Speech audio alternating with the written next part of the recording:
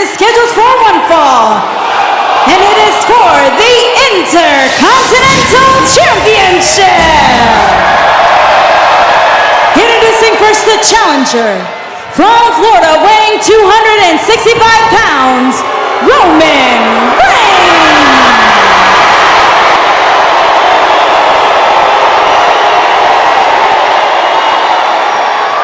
His opponent, accompanied by the Miztourage, residing in Hollywood, California, weighing 221 pounds, he is the Intercontinental Champion. Oh wait, look out! Oh, Roman Reigns with a Superman punch to Axel and one to Dallas. Roman knows what's at stake. This is a brilliant, brilliant strategy by the big dog.